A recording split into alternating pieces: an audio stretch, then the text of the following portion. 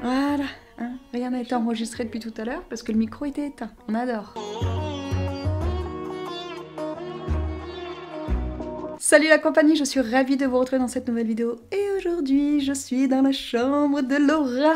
Étant donné que nous allons faire une petite vidéo décryptage de dressing, je trouvais ça super intéressant et important de vous le faire, qu'on mette ensemble les choses au point sur notre mode de fonctionnement et de consommation surtout. À chaque fois qu'on fait des hauls, on vous montre des choses qu'on achète sur des sites que vous trouvez pas très responsables, il y a toujours des interrogations. Donc on voulait vous faire un petit décryptage de son dressing pour vous montrer comment on consomme, puisque c'est ce que je vous disais, on essaie de faire au mieux. Après avec des ados là, comme ces deux petites belettes qui sont là, bah, c'est pas toujours évident de faire bien. Il faut savoir que les filles changent leur garde-robe bien plus souvent que moi. Clairement, vous faites beaucoup plus d'achats que moi. Laura, elle dit bof, mais si, c'est vrai. D'une, parce qu'elles grandissent. De deux, parce que bah, elles tâchent, elles abîment, elles tâchent des affaires. On grossit aussi.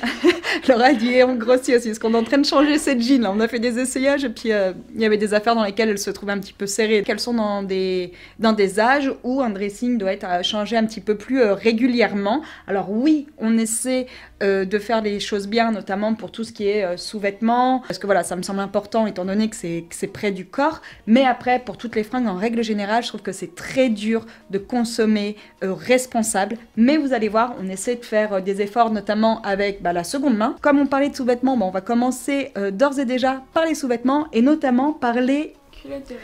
Exactement, étant donné que cette vidéo est en collaboration avec Eve & Co, qui nous a fait le plaisir, enfin qui a fait le plaisir du coup à Laura de lui envoyer des culottes de règles. On en a déjà fait, je crois qu'il y a déjà eu 2 vidéos sur ce sujet, je crois, Nénette. Ouais, sur les règles et les culottes de règles, on en a déjà parlé à plusieurs reprises. Puis moi, en tant que mère, forcément, je l'incite à utiliser ce genre de choses, que je trouve que c'est tellement mieux pour le corps de la femme. Donc on vous montre ça tout de suite. Donc voilà les 3 modèles qui lui ont envoyé. Donc toi Nénette, tu m'as dit que tu avais essayé ces 2 là pour l'instant, mais pas celui-ci. Et tu as une préférence pour la taille haute. Celle-là, hein, la taille haute. Après, ce qui est chouette chez Eve & Co, ils font vraiment des coupes adaptées voilà, à toutes les femmes. C'est-à-dire que si vous voulez vraiment une culotte un petit peu plus, on va dire, lingerie, celle-ci a une petite dentelle, elle est légèrement échancrée. Celle-ci, pareil, elle est un petit peu plus large, mais toujours avec la dentelle. Et là, on a vraiment une dentelle sur le haut avec une coupe vraiment bien taille haute. Chez Eve & Co, ce qui est cool, toute la garniture, en fin de compte,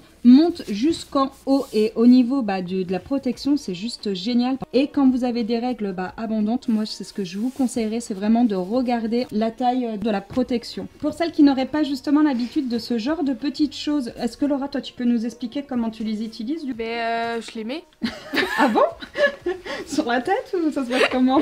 Ah non non mais du coup je les mets le soir quand je vais dormir. Toi tu les utilises pour la nuit? Ouais. Et généralement c'est 8 à 12 heures d'absorption. Et ça c'est l'idéal en fin de compte, puisque il n'y a pas d'odeur déjà d'une, contrairement aux serviettes. Toi direct, c'est ce que tu m'as dit quand tu as commencé les serviettes.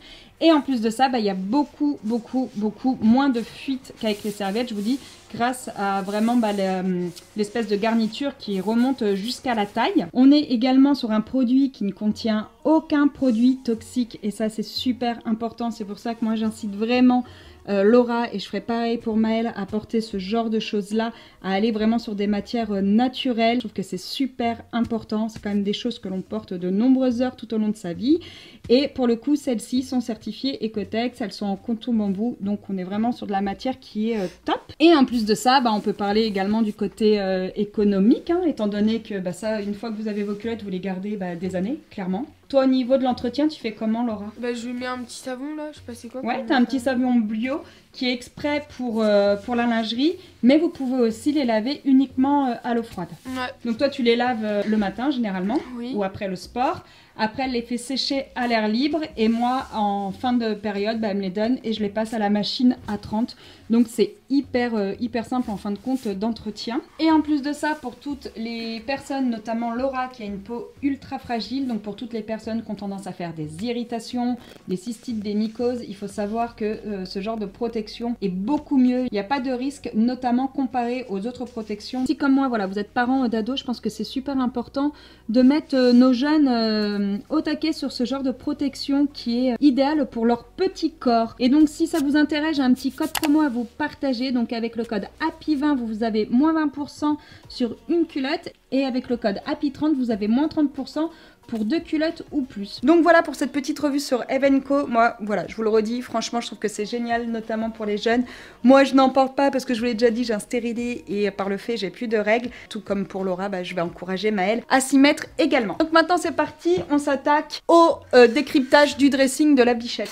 Donc voilà le dressing de Laura. Hein, on a l'impression qu'il est plein, mais en fin de compte, il y a quand même beaucoup de place. Hein, rien n'est serré dans son placard. On a 2 modes d'achat principaux qui sont seconde main et neuf. Et voilà, et après tout ce qui est vêtements neufs. Donc pour vous montrer exactement comment on consomme, c'est simple, on va trier son dressing, sachant que vous l'avez vu sur Instagram, on a fait dernièrement un petit tri qui se trouve ici. Donc cette pile-là, c'est de la seconde main. Et celle-là, c'est tous ces vêtements qui étaient, enfin qu'on avait à l'époque acheté neufs. Ça a déjà été enlevé parce que vous refaire une vidéo tri, je sais pas si réellement ça vous intéressait. Mais comme vous avez été plein à me demander sur Insta, voilà les 2 piles qu'on a retirées de son dressing dernièrement. Donc c'est parti, on s'attaque au tri pour vous montrer justement les 2 modes de conso qu'on a et pour vous montrer après les fringues qu'elles ont dans leur dressing et qu'elles portent quotidiennement. Là, de ce côté-là, on met seconde main et de ce côté-là, on met ce qui est neuf. Vas-y. Neuf, ça c'est seconde main, seconde main, seconde main, seconde main, neuf.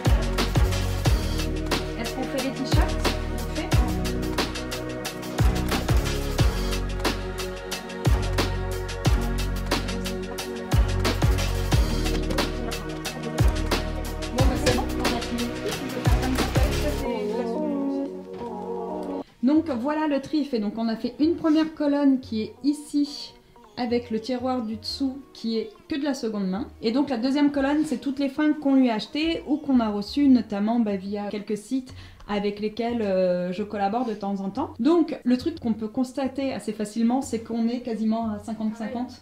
Ouais, quasiment. Et toi, c'est sachant que là, pareil, les brassières, ça c'est de la seconde main. Ah bon? Bah oui. Ah ça, oui, exact. Ça. Celle-là aussi.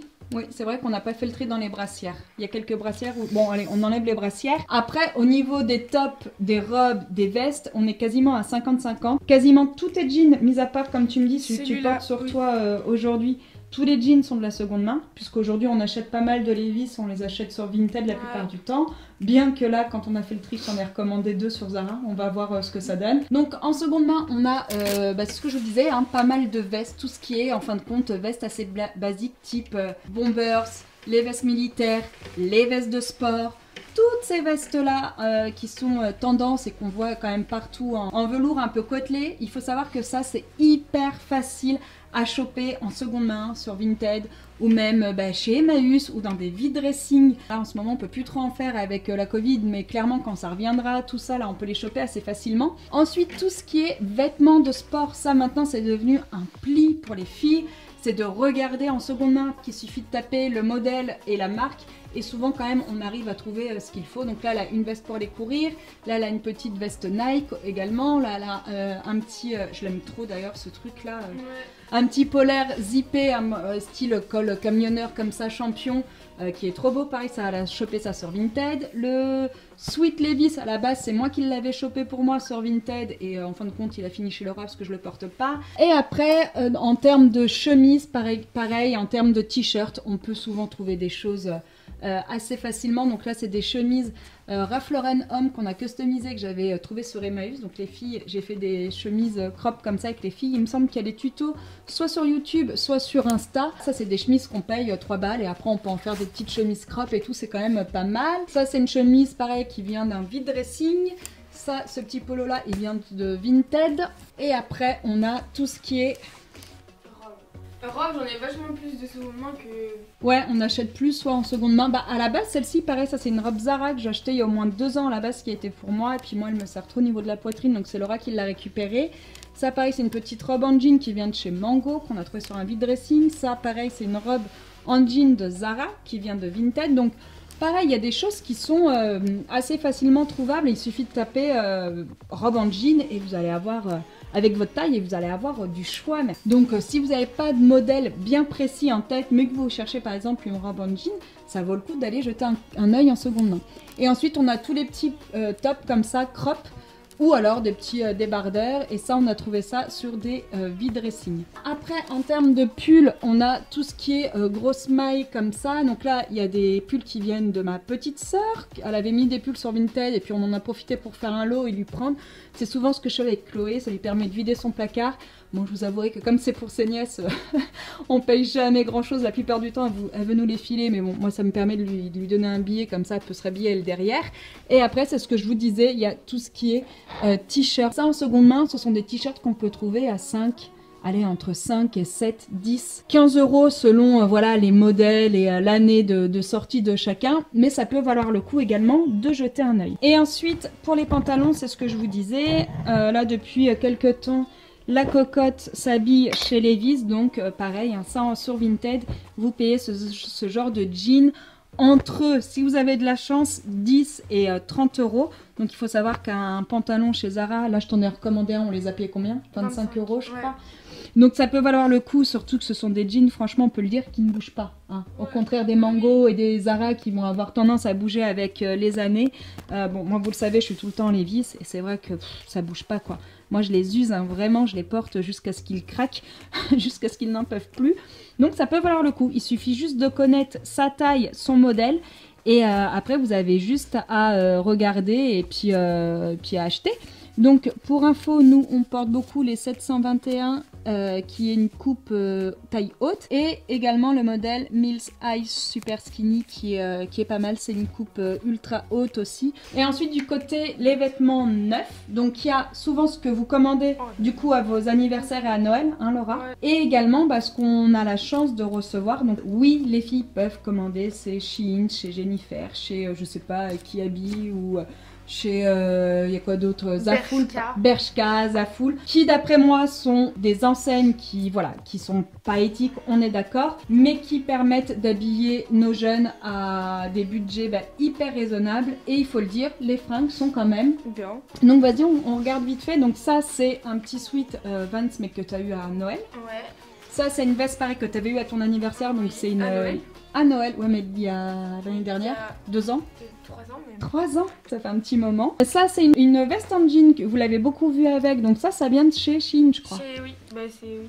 Et niveau qualité, elle bouge pas, et la coupe est chouette, et franchement, ça coûte pas une blinde. Alors moi, c'est ce que je vous dis, vous pouvez acheter dans ce genre d'enseigne, mais il faut porter les fringues.